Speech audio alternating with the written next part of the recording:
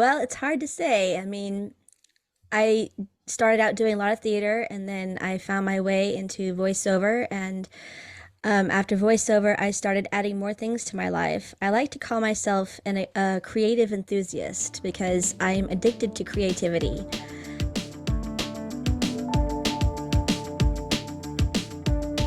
Good morning, good evening, good afternoon, and welcome to another episode of Movement Radio.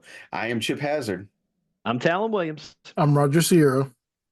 and today we are joined by the multifaceted and super talented Mary Morgan. Mary, how are you today? I'm fine, thank you. Good, Awesome. good. So, for those who don't know, who is Mary Morgan? Well, it's hard to say. I mean, I started out doing a lot of theater and then I found my way into voiceover. And after voiceover, I started adding more things to my life. I like to call myself a creative enthusiast because I'm addicted to creativity. So if I'm not if I'm not doing voiceover, then I'm writing. If I'm not writing, then I'm baking. If I'm not baking, then I'm doing yoga. If I'm not doing yoga, then I'm streaming. If I'm not streaming, and it just goes on because I like to be super busy and I like to be super creative. Awesome. Sounds like my kind of person.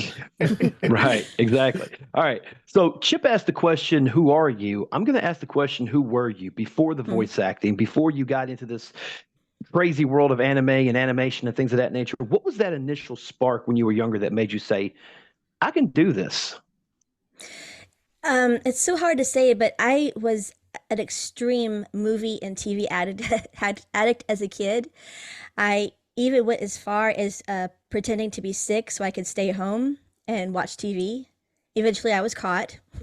But all the cartoons I watched, all the TV shows I watched, and I was quite mature for my age back then. So I was watching things I probably should not have watched, especially because my brother raised me with watching rated R movies.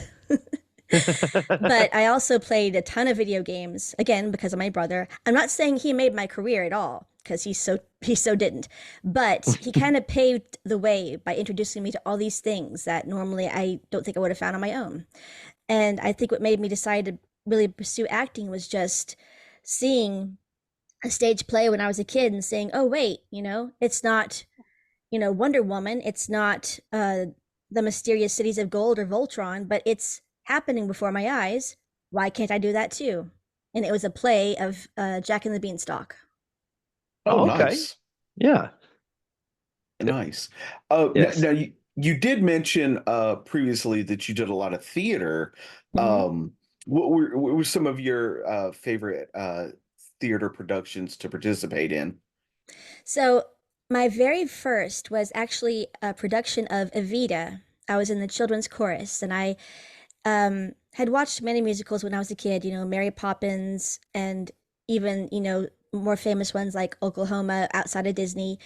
But I'd never heard of Evita, and I got to learn about Andrew Lloyd Webber and his music and discover other musicals that he did. But the experience I had was number one, I was working with adults. Number two, I was working with kids who were also working with me, with the adults. And um, it was an experience I really learned how to handle because sometimes we'd stay up late and sometimes we'd work for hours on end. And I was 11 years old and I hadn't really even tried singing. I just kind of auditioned one day and actually got into the children's chorus. And that's when I thought, okay, I want to keep this going.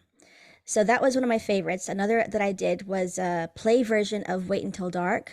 I don't know if you know that. It's an old movie with Audrey Hepburn from the 1960s. I was going to say it Uh, sounds familiar, yeah, but it's technically, I guess, a horror movie, but a very old horror movie. And I did the play version, and I played the little girl Gloria, who helps the protagonist in her plight against these murderous men. Uh, then it kind of moved on from there. I kind of went in and out of theater, and then I started doing some Shakespeare. And two of my favorite plays. One, I don't like to say the full name because I've seen things happen. I call it the Scottish play mm, because there are, it's said Ah, to be cursed, and I have literally seen things happen when people say the name on stage. So I caught the Scottish play. I was the second witch, and then I did Midsummer's Night Dream, and I played one of the fairies. And then, like you said, I kind of went on and off with theater, but those are some of my absolute favorite theater performances. Awesome. Okay, okay. Yeah, awesome. You also a minute ago said that you that your brother helped get you like you started playing video games with your brother. Mhm. What was your weapon of choice, if you will, as far as consoles and stuff like that? What did you guys play? More We like started with the original NES. Now old school. we did have an Atari, but he wouldn't let me play it back then, so I had to watch him. But when we got the NES, my parents made sure he understood it was for both of us. And I started out watching him play Mario, but then he started playing Zelda, and I fell madly in love with Zelda. I fell madly in love with RPGs. That was the start of, okay, I love melee weapons. You know, I don't care about using a gun or I don't care about shooters. I want an adventure, I want a story. And Zelda has a full story to it. And from there, again, games were on and off. I got my Sega, I got the N64. Ocarina of Time became my ultimate Zelda game. It still is. But everything changed when I started playing computer games, which again, my brother introduced me to. And I played Diablo 2 with him. And that was the first time I heard voiceover in a game. And I became obsessed with that game for about 17 years. And even today, I still play it. I stream it right now because I just love Diablo 2. But I obsessed about that franchise for many years and eventually got to do a voice in Diablo 4. Oh, that's That is awesome. awesome. Yes, yes. What was Diablo that? 2, I was gonna say, Diablo 2 is the first game that I ever remember like staying up for multiple days playing. Yes, Uh, it's that I addictive.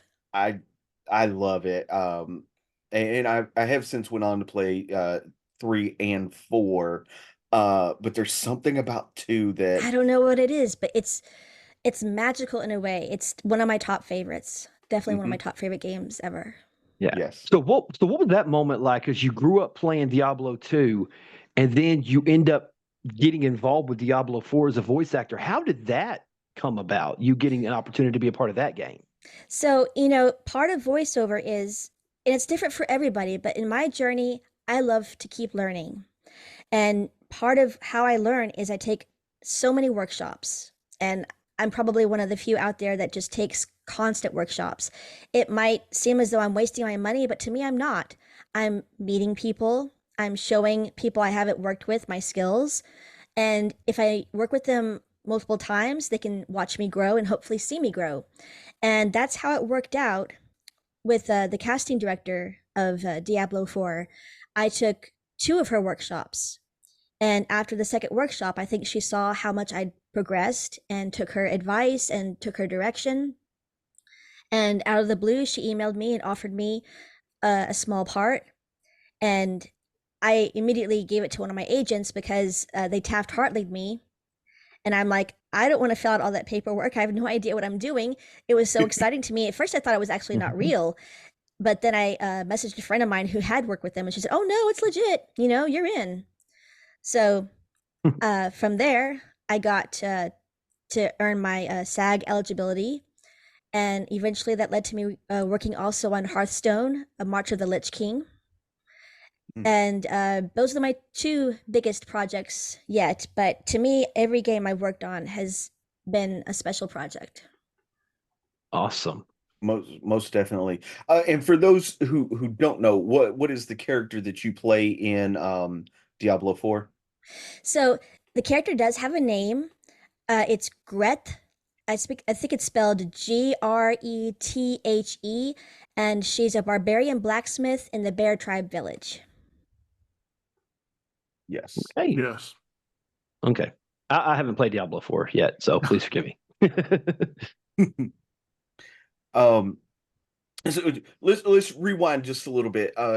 You talked about your brother introducing you to cartoons and stuff at a young age. What were some of those that you really enjoyed watching?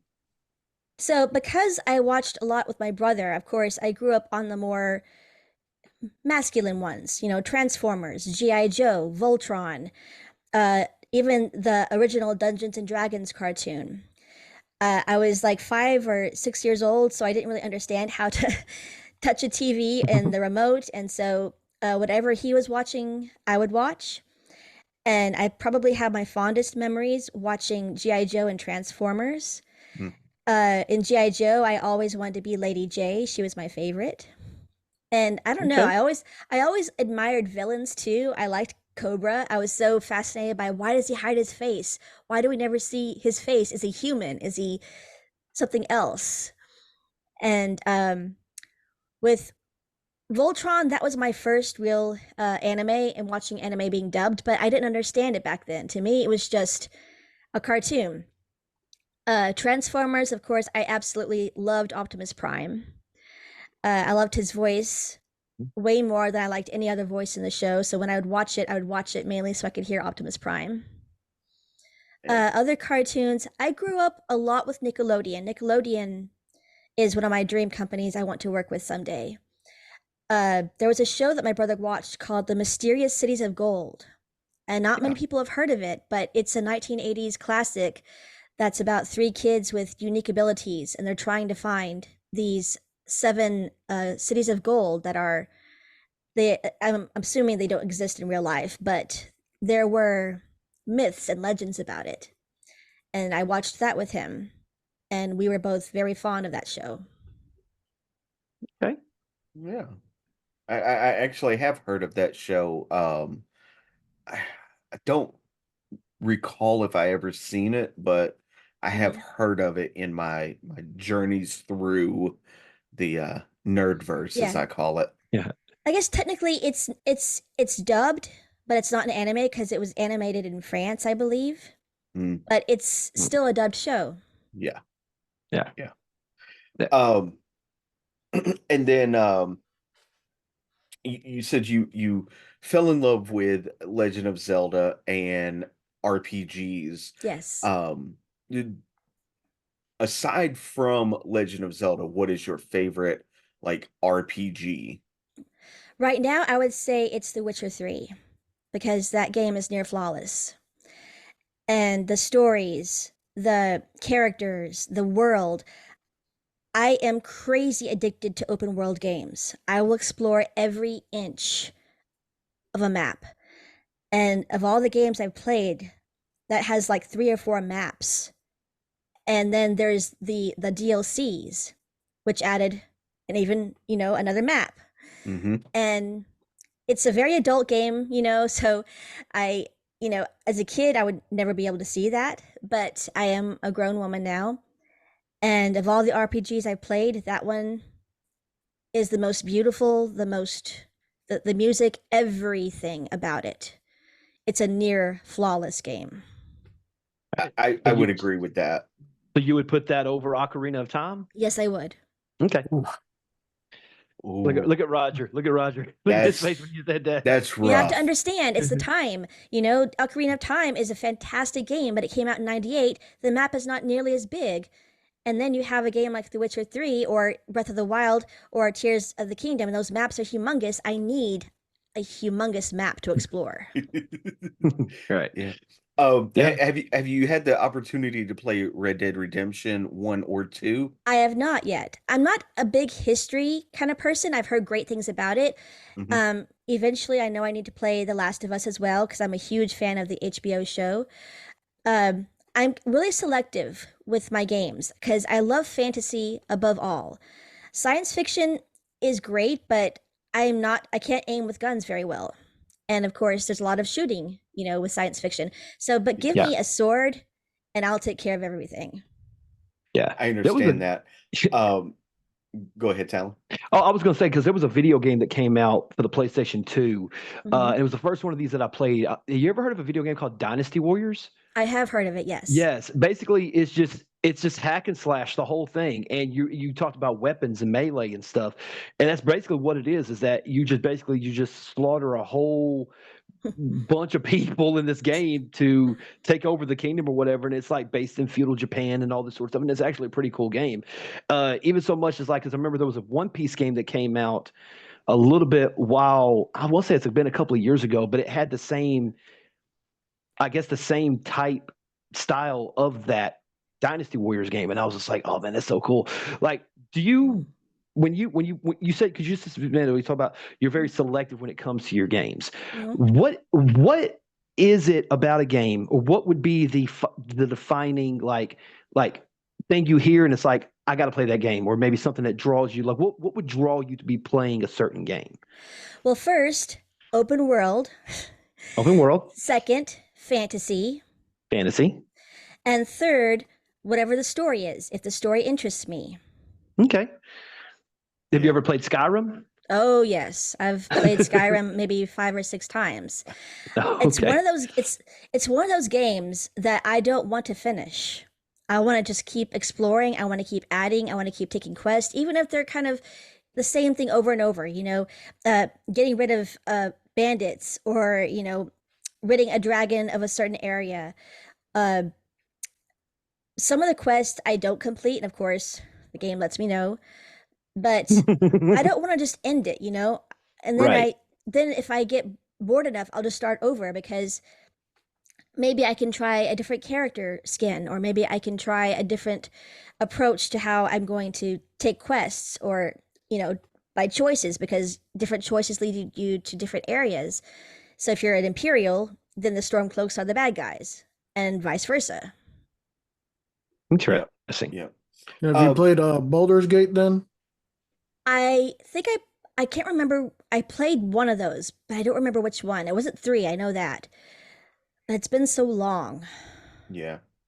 Um, aside from it having a more historical kind of background in the Wild West, I think you would really like Red Dead Redemption, Mhm. especially for the vast open worldness. You Mhm. talk about how pretty The Witcher 3 is. Red Dead Redemption 2, the world that they created is it's chef's kiss Yes. I'll have to beautiful. look at it then. Yes. Yeah. Uh I think you would like it just for it being able to explore open world. You can literally touch every inch of that map. Yeah. Um, Yeah.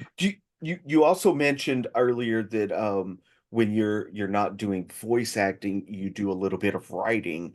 Mhm. What's your go-to on writing? Is it fantasy? Well, there is a lot of fantasy, but I actually wrote 2 kids books, and they're not published yet.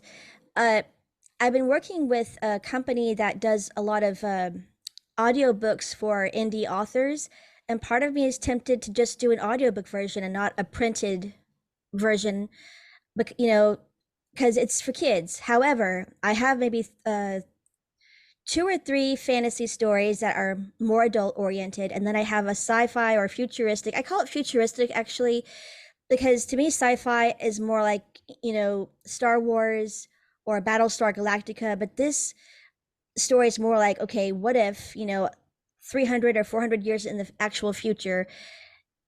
I wouldn't say Dune because Dune is like 10,000 years, but Hmm. Yeah. still, what if human society progressed to a certain point? And so I'm not sure I would call it sci-fi, but futuristic fiction. Maybe dystopian, maybe? Yeah, dystopian. uh, You know, it's hard to explain because I don't want to give too much away, but Of course. I'm trying to Right. decide if I want to, just write these or put them in some form to send them out, into the world. But I also write screenplays as well. I've written Mm. 3 short film scripts. I have a friend who really wants to make one into a short film, but I keep myself pretty darn busy, and I'm selective again with how I approach things because I've seen so many short films, I've seen so many people put things on YouTube that still need some tweaking, Hmm. and I don't want to rush into things at all. If I'm going to do something, I'm on the autism spectrum, so I have an obsession with detail and making sure that everything is followed to a T. I was going to ask if you find yourself being somewhat of a perfectionist. Yes, very much. I I am right there with you. It's so hard for me to put something out if I don't think it's perfect. Yeah. I also sing, and that's something my family really wants me to do more of. But I listen to so many songs that are out there, and I'm like, I don't want to be auto-tuned.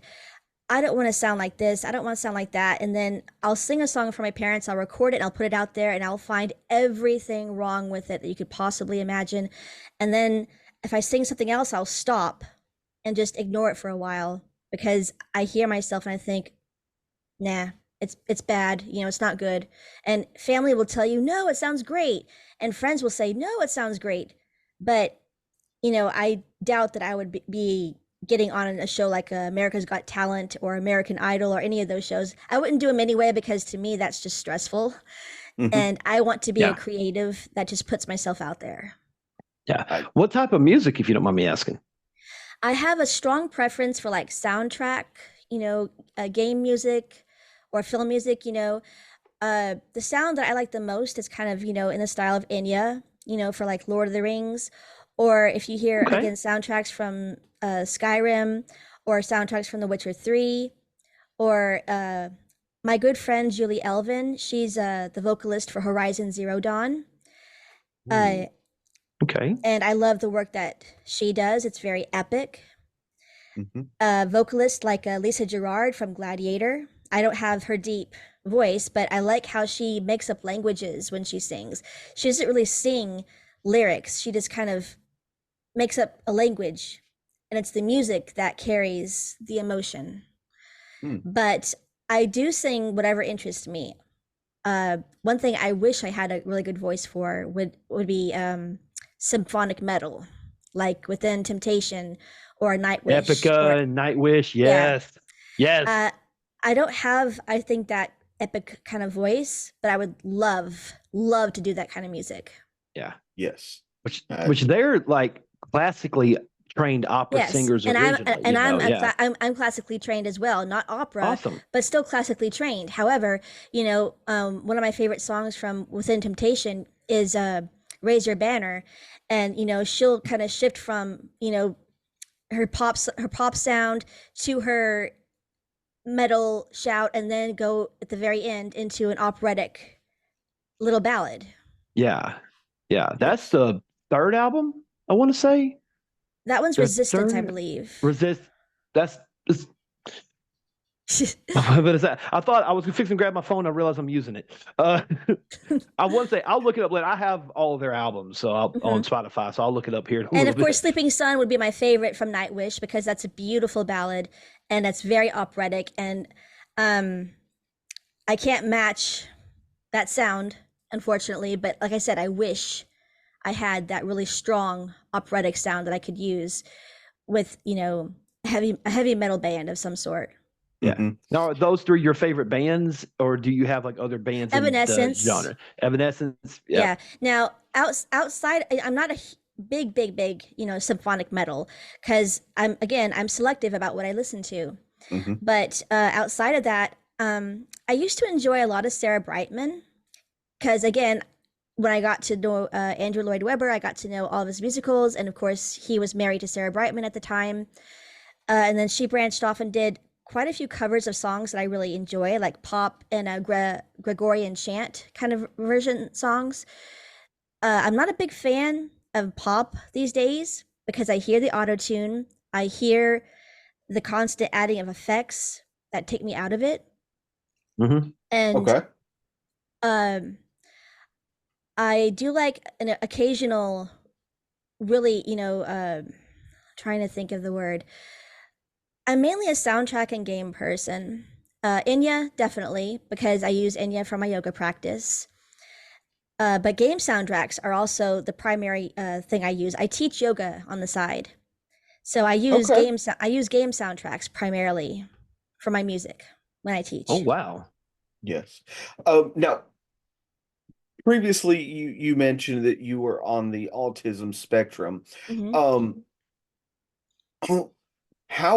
what would you tell somebody that was on the autism spectrum that how to follow their dreams, knowing that they are on the spectrum? You have to be open to change above all things. A lot of people that I meet on the spectrum don't like to change what they already know or what they already have. If you ask somebody, try this, they'll be like, no, I don't want to do that. Or if, I might say, okay, let's just, try this out, but some are like, I don't want to. If you're not open to change, how can you be open to opportunities? And I'm communicating with somebody right now that is asking for my help. I'm not a therapist, I'm not a doctor, but I explained to him, you've got to force yourself to try new things, try an interest that you didn't think of before. I struggled with this a long time ago before I really started pursuing my voiceover work. I was with a friend who kind of got me into blogging about games. It's not something I wanted to do, but she was fascinated by my view of games. So she had a small online kind of indie group magazine. It's not around anymore, unfortunately, but I did some blogging for her. And then I got invited to GDC and E3 and various other gaming events. And I was terrified beyond words because I'd have to travel and I'd have to go by myself. I'd have to interview these people. I'd have to follow certain routines and schedules. But I realized if I didn't do that, that I would be just stuck being a hermit for the rest of my life. So I forced myself to go to E3. I forced myself to go to GDC and realized that this was flipping fantastic. I was meeting indie game developers. I was meeting AAA game developers. I was making connections that I would not be able to make anywhere else. And it became a severe addiction going to those events. Now, I still struggle with social, moments. I have to write down what I want to ask people. I have to write down why I'm playing the game, even if it's not my kind of game, what I like about it, what I don't like about it. But I was putting myself in social situations as a person on the autism spectrum probably would not be able to handle. And that's what made me grow. I forced myself to do that one thing that I wasn't really wanting to do. And that's what people on the spectrum need to do if they want to pursue their dreams. They have to put themselves out there and be uncomfortable. And if they can't handle it, then they can't handle it. But if they want it that bad, they'll learn to handle it. All right. I like Yes. that outlook. Very, absolutely. You also mentioned that you enjoy baking. What do you like to bake? So I kind of became semi-famous for making macarons, or some people call them macarons. But they're those French or sometimes Italian cookies that kind of have a dome, and then they kind of have wrinkly little feet around them. I took a class, again, this was after I did E3 and all that. I began taking all kinds of different things to explore where I could build my skill sets. So I took a macaron class just to try it out. And then something about it just kept making me think, I got to keep trying. It took me 4 months to find a recipe and a technique that worked specifically for me. And when I started doing that, I put the pictures that I made on Facebook and Twitter and all those places at the time. And people asked, how much does it cost to have an order of those? And I'm thinking, well, just go to a bakery, go to a grocery store, even Costco has them. But they're like, no, I like the way you make them. I like the pictures. I like the way, because I would decorate mine. I would not do what the stores did and leave them plain. I would add decorations. I would add like modeling chocolate, as we call it, putting shapes. I would splatter them with edible paint.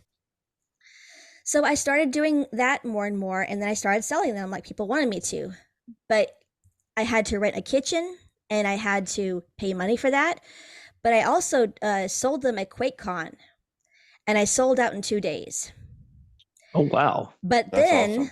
but then the pandemic hit, and then it got too costly to keep going.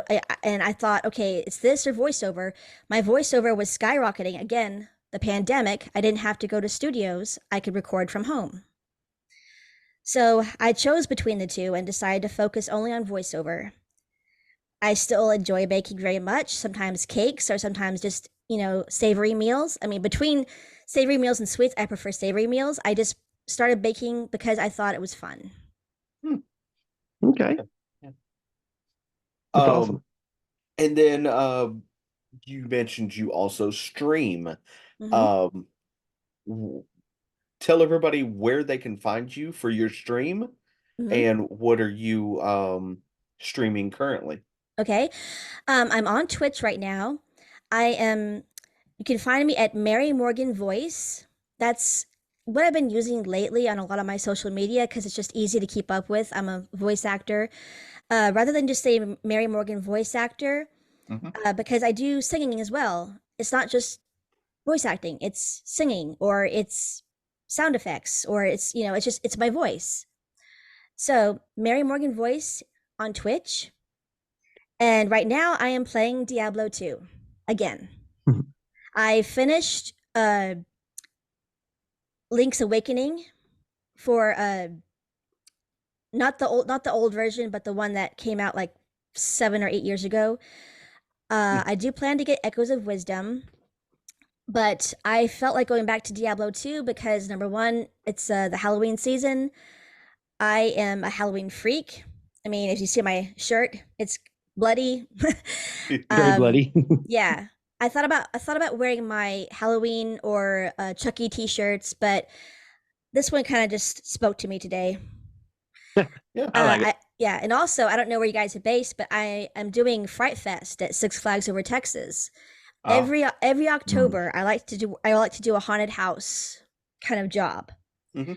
And sometimes it'll be a professional haunted house like Dark Hour in Plano, Texas. But this year I chose to go back to Six Flags because they're doing haunted houses based on various franchises like Saw, The Conjuring, Trick or Treat, and Stranger Things. Awesome.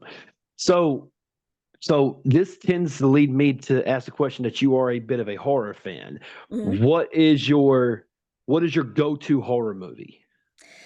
So I have many favorites, but I feel the best way to answer that question is the one that actually scared me, like actually terrified me, and that would be The Exorcist. Oh yeah. Yeah. I can see it. I can see it. That was a that was a pretty scary movie. No, Mhm. no, we Go- are talking about the original The Exorcist, original, right? yes. Okay, Not yes, yes. anything after that I ignored. The original Exorcist. That was the first movie that really truly scared me. Yeah. Wow, it's yeah. Because what do you like? Because I've had this not argument, but I've had this conversation with people where it's like horror movies of today, especially over the last 10 years, aren't as scary as they were in the No. 80s and 90s. And I'm like, have Mm-mm. y'all seen Terrifier? You know what I mean? See, Yeah, I watched the first one because I saw people wearing shirts at Six Flags, and when it's like word of mouth. I tend to yeah, find things by word of mouth and not by any advertisements on the internet or on TV. So I right. watched the first one and I just didn't get it because all it is violence. That's all it There's no Yeah, is. there's no actual storyline to There's it. yeah. no story to There's it. I not. want to know who is this guy? Where did he come from? Why is he doing this? You know, even Chucky had a backstory. Freddy Yeah, had a backstory. Michael Myers had a backstory. Jason Yep. Voorhees had a backstory. I did not understand what the point of this movie was. So I didn't find it yeah, scary. I just found it to be gross. Yep. yeah, That's Uh, pretty much it. yep, yeah, Hmm. I tend to agree. yeah, yeah. Yeah. They kind of told a story in Terrifier too, but Mm. Not really. did they? You know what I mean? No. Like, Someone told me that at work, actually, because we were talking about horror movies, and I was like, I don't understand what people see in the Terrifier. And she was like, well, some people think he's kind of hot. And I'm like, what? yeah, Mm, that's what she told me. And so she's like, you need to watch part two. It tells more story. And I'm like, I didn't like part one. I have to like part one in order to want to see part two. Yeah, So, yeah. Yeah. and I liked the first Saw. because again, there was a story to it. We wanted to know, who is this guy? But then later on, the other movies were just people being tortured. Yep. And even if there was a story to it, I just didn't see that as scary. Yep. Yeah. And it's funny because at Six Flags, my haunt that I work at is next door to the Saw house. And I hear people screaming in that one all the time. And I just don't get it, because people are being tortured. To me, that's not scary. It's just shocking. Yep. Yeah. I want people to actually, surprise me in a way, to come out from the shadows and, have a expression or a posture or look like they're about to strike. So Yeah. that baffled me. But again, there's a huge audience for it, and that's great. I like the first one. I actually did enjoy the 10th one that came out. That one I did enjoy, but the others in between I just didn't want to bother with. The Saw franchise turned into torture porn. It did. Yeah. And I don't like Which- Hostel. I don't like Hostel 1 or 2. I Yeah. didn't either. So I didn't, scary I didn't movies are mind the kind first. of not what they used to be. Yeah, well, I don't mind the first Hostel. The second one definitely went overboard with a lot of Mhm. stuff. Yes, it did. I never seen the third one. Have you ever heard of the disturbing movie Iceberg? I have not. It is basically it's a picture that's circulated around the internet, and basically it's like at the top of, you know how an iceberg is, you see the top of the iceberg, then underneath it there's like a whole bunch of ice underneath Yeah. it, like the iceberg is bigger than what you see above the water. Yeah. Well, the picture is basically this iceberg, and at the top of the iceberg is your typical horror movies, your Nightmare on Elm Street, your Friday the 13th, your Halloween, your Chucky's, and stuff like that. And then the next tier down in tier 2 is stuff that's a little bit more like Hostel, Saw, The Hills Have Eyes, movies like that. But then you get down to the next level, and it's like Midsummer, a Serbian film, Human Centipede, all No, that. no. And it constantly goes and goes and goes. So I'm just like, okay, Human Centipede's probably the furthest I'll go, because I'm not watching nothing else below it. I did not even bother with that. Someone showed me the trailer, and all I could think of was, there's no story here. This is fetish. Yeah. A Serbian film. I will not even. You couldn't pay me to watch that movie. Martyrs. I did watch Martyrs because, again, I have a fascination with different kind of films, and I want to understand what the whole French extremity was. Dude, Martyrs is heavy. Yeah, it's heavy. But it had a story to it. And what frightened me, it didn't scare me like Exorcist, but what bothered me was that there are people out there like that. Yeah. The psychological horror. To me, I've had this discussion with Chip and Roger before. I think psychological horror is probably the best form of horror. Yes. Because it's stuff that can probably and more than likely possible to happen.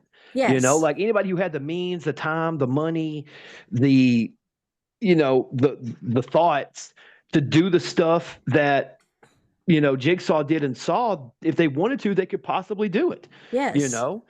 It's scary stuff. Yeah.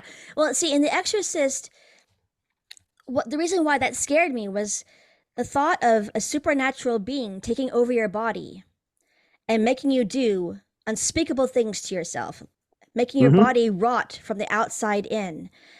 And, I have a fascination with the supernatural. I've read about actual exorcism case. And while that movie is, overboard, the thing is, some of the cases I've read about, people were stabbing themselves. They were doing things and not realizing it or not really understanding what they were doing.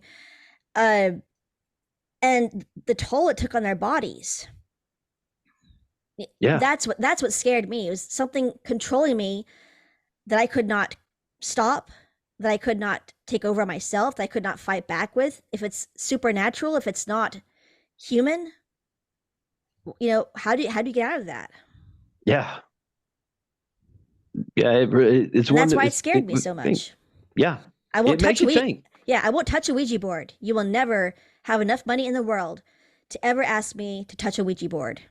Nope. No, says me. I won't do it.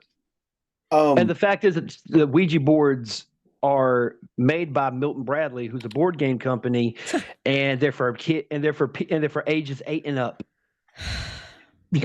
Yeah. I've seen them in Spencer's, and I'm like, are you kidding me? Yeah. Why would you do that? Mm-hmm. Yeah, right next to the body piercings. Among other things, yes. At least in our Spencer's at Hamilton Place Mall in Chattanooga. That's See, the ones I saw, the one I saw was like above a rack, and below it was all the adult stuff. Yeah. Yeah, pretty much how it goes. Mm-hmm. Yeah, that's Spencer's. People too edgy for Hot Topic. Yes. Well, see, I love Hot Topic because I was really gothic when I was a kid. My parents would not let me dress up like that at school, but you know, I was into the whole kind of vampire look. I didn't wash my face much. I kind of dyed my hair black.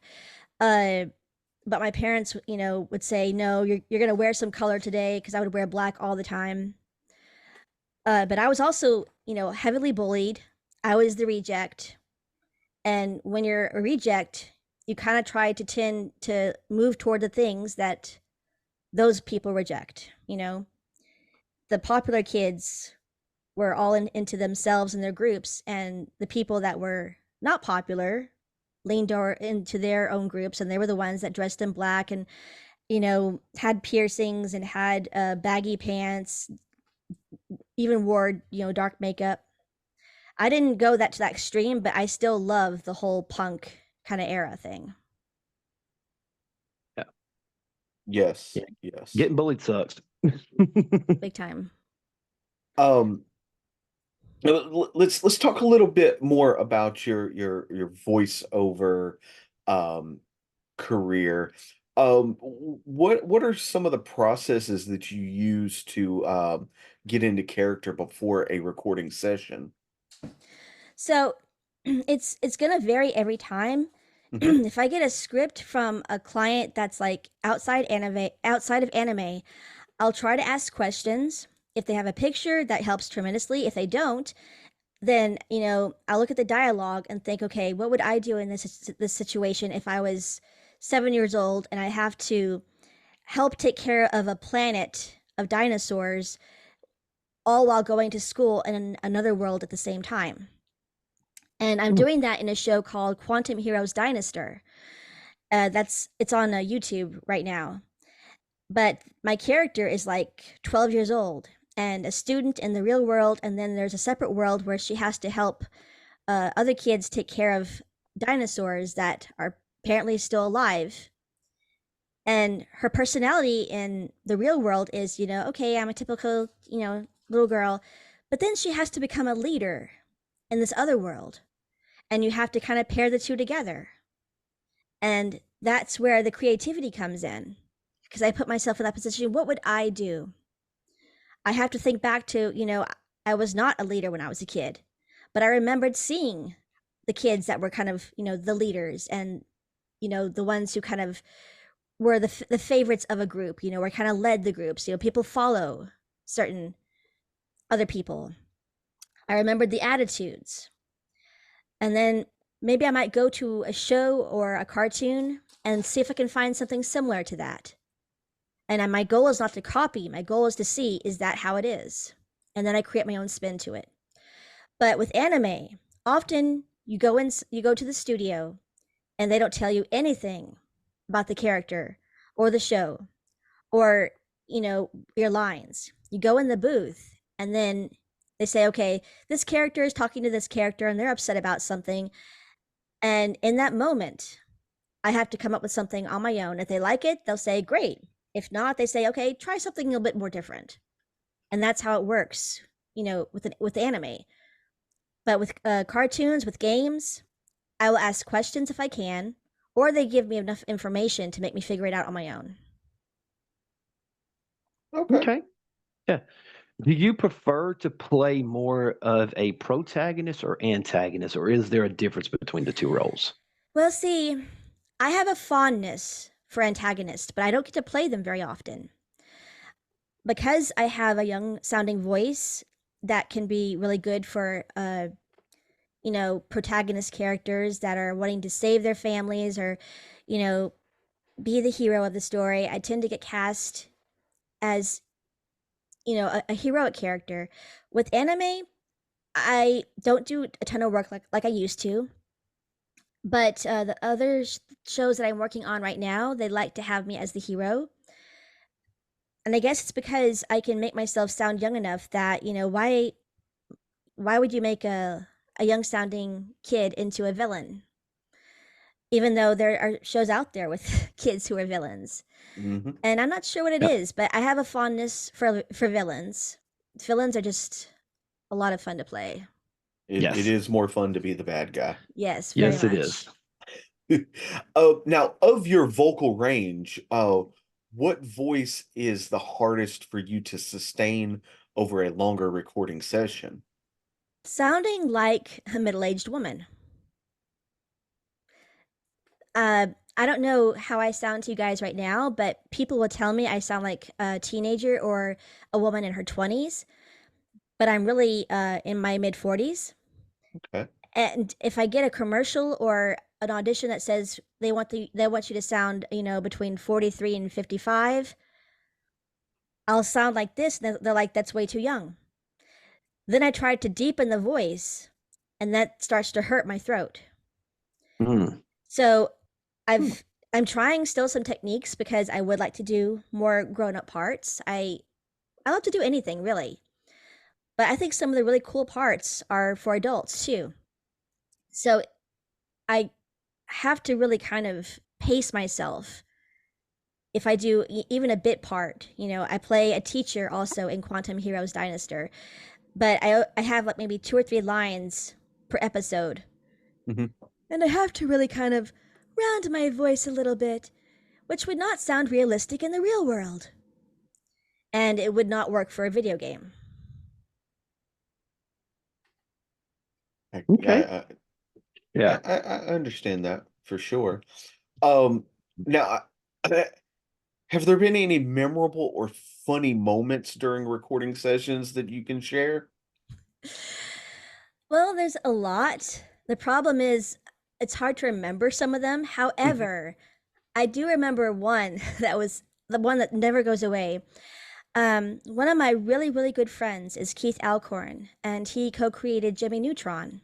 Yes. And my Cool. absolute first booking was with Keith on a small cartoon that was shown in bowling alleys called Bolopolis. And that was also the first time I discovered I could actually do convincing little boy voices. I was marketing myself at the time and just sending out to every company I could in Dallas, hey, I'm a voice actor. I had no bookings, no resume, nothing, but I had a demo. And I sent a demo in, and they emailed me asking, could I do a boy voice? And I just immediately thought of Milhouse from The Simpsons. So I tried to replicate that as best I could, and they hired me. And when I worked with Keith, meeting him for the first time, we were discussing the character, and he was like, she's like this. I mean, he, she, he. I mean, yeah, he just was kind of stumbling with that, And I'm like, do you mean me or the character? And he's like, the character, because I'm a woman doing a little boy voice. Hmm. And I continue working with him today on various projects, and he loves my little boy voice. But he That's was just like, awesome. so I mean, she, just kind of stumbling there. And we just all stopped and did what we were doing and just laughed because he was like, just trying to figure out, it's a he, but it's done by a she. Right. Um, do you attend conventions as a guest? Is that something that you uh I would really do? like to. I've never once been invited, but I really would like to. I do have an agent now with Debut Entertainment, and she's Hmm. been working hard for me, but sadly, I've never been invited. And I know in the past when I was starting out in anime, I met actors who would kind of technically invite themselves. They would like email the people and say, "Hey, I'm a voice actor. Can I be a guest?" And I was told not to do that, to wait to be invited. Hmm. So I Hmm. thought, well, I want to be invited. I want people to want me to be there. I don't see myself as famous. You know, I may have done a lot of anime work, but if you've seen the list, I don't do a lot of leads. And Right. the leads that I do are primarily with companies that dub animation in other countries like South Korea, Italy, France. I have a cartoon that was animated to my voice in Dubai, and quite a few of these shows are on YouTube as well. But again, those are mainly the kid shows, and I don't know if any teens or young adults, you know, who attend anime conventions, if they even watch them. But I would like to, because I really want to meet people. I also want to meet people who are on the spectrum and tell them, you know, do not give up. There are ways. It's hard work, but there are ways if you really want to do this.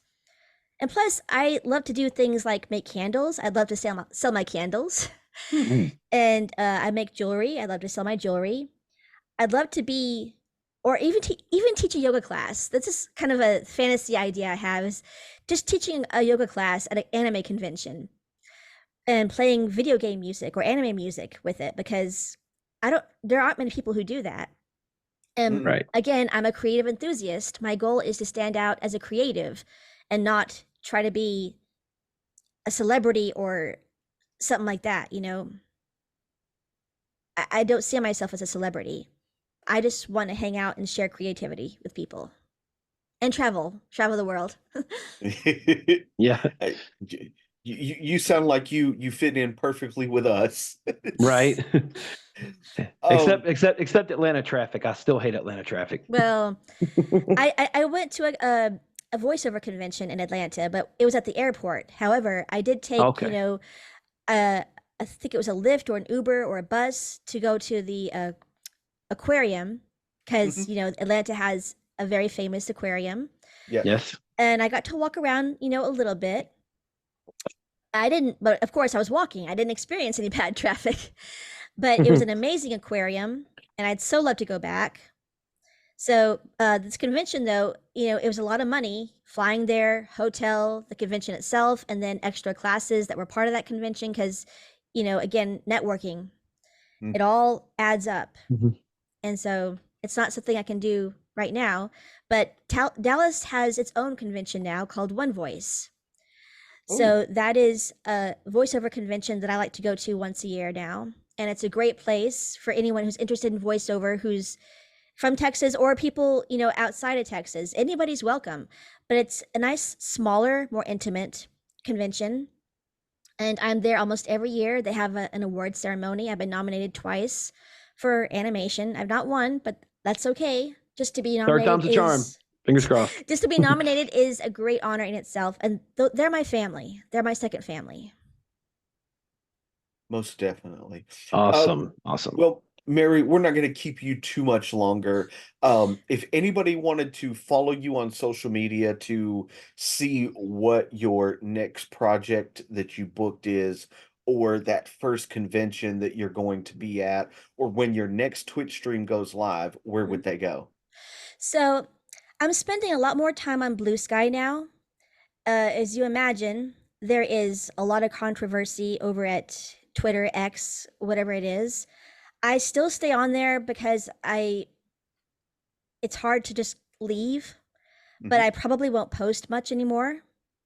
So Blue Sky is Mary Morgan Voice, and I'm on Instagram. I do post on Instagram quite a bit. I believe it's Mary Morgan voiceover or voice actor for that one. I can't remember what I put. Mary Morgan voiceover or voice actor.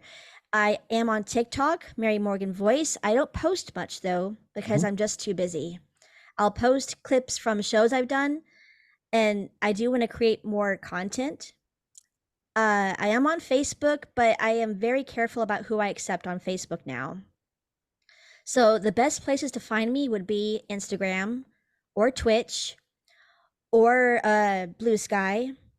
And I'm, you know, even TikTok. But again, please don't expect me to follow you back if I don't know you, because a lot of people seem to want that. Mhm. And again, I have to be very careful about who I get involved with. Definitely understand that. Um, Absolutely. Well, we were once told that the greatest gift that you can give another person is your time because it is the one thing that you cannot get back. And we greatly appreciate you sharing your time with us this evening. Oh, thank you for inviting me. I was like kind of shocked at first because again, my mindset is like, I'm not famous, you know. I've not gone to any conventions. I've not, you know, why would they want to talk to me? And I've seen some of your shows, and you've talked to really big people, and I'm just thinking, are they getting the right person here? Was it, a mistake, or do they really want to talk to me? So, but thank you for your time, and I love getting to know people. I'm not like most people on the spectrum. Some are excruciatingly shy. And Mhm. again, I forced myself to do things so that I wouldn't end up being someone afraid to go outside or afraid to talk to people or afraid to pursue what I love very much. And there are a lot of creative people out there on the spectrum. And I just hope to either find them and to help them, or for them to find themselves and to put themselves out there. That Most is definitely. awesome. Most Thank definitely. you. Yes. Thank you so much for doing this for us tonight. If you want to hang out with us for just one more second while we do this outro, thank you Sure. guys for watching. We hope you guys have enjoyed this episode. Mary, once again, thank you for joining us. Chip, Roger, anything you guys want to say before we get out of here this evening? As always, please do not leave without leaving a like, comment, share, and subscribe. Roger? And I'd always thank you guys for the support. Without the support, we wouldn't be able to do great interviews like this. We also wouldn't be able to go out and go to conventions or just see and travel around. And that's all thanks to you guys. Absolutely. And if you guys want to continue to support Movement Radio, check out streamlabs.com/Movement Radio/merch and go copy some merch. Also, redbubble.com/Movement Radio. We got some merch there as well. Make sure you check that out as well. Mary, once again, we can't thank you enough for being here with us and joining us tonight. Thank you. Thank you. Thank you so much for being here. Guys, thank you for watching, and we'll see you next time. I'm Talon Williams. I am Chip Hazard, I'm Roger Sierra. I'm Mary. Bye. and this is Movement Radio. God plan.